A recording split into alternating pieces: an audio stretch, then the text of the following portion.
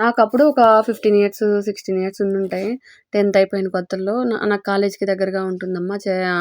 కొంచెం ఇల్లు మారుదామనంటే మారాము. మా ఇంటి పక్కనే ఒక తాత ఉండేవాళ్ళు. ఆయనేంటంటే ఒక్కడే ఉండేవాళ్ళు. పనావిడొచ్చేసి పని చేసేసి ఎళ్ళిపోయేది. ఎప్పుడు డల్‌గా ఉంటారు.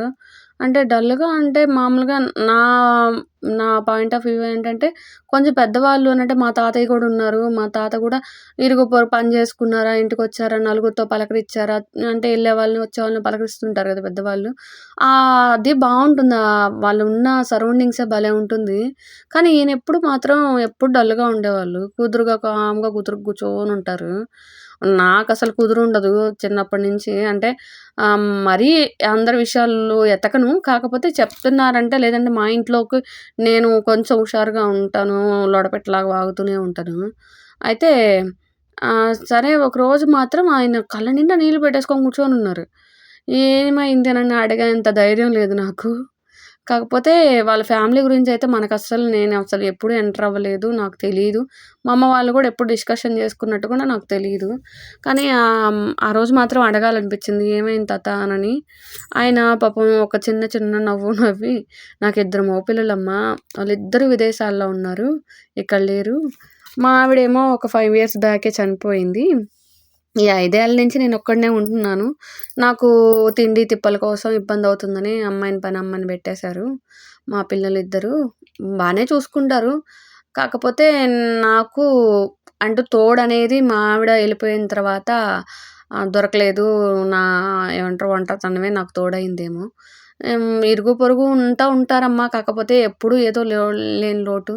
మా ఆవిడేంటంటే నేను నిద్ర లేచిన దగ్గర నుంచి పడుకునేదాకా నా పట్ట మంచం పక్కన మంచినీళ్ళ చెంబుతో సహా తనే చూసుకునేది. నేను పొద్దున్న నిద్ర లేచి ఏం చేయాలి? ఎక్కడికెళ్తుంటే ఏం బట్టలు కట్టుకోవాలి? ఏం ఫుడ్ తింటాను?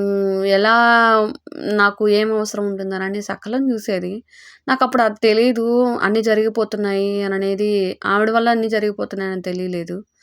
కాకపోతే నేనేంటంటే పొద్దస్తమాను సంపాదించానా, నా పిల్లలకి పనికొస్తుంది రేపొద్దున ఎవరిని ఎదురు చూడకూడదు. అందరిలో మా పిల్లలు, మా వాళ్ళు అంతా గర్వంగా ఉండాలి, గౌరవంగా బతకాలి.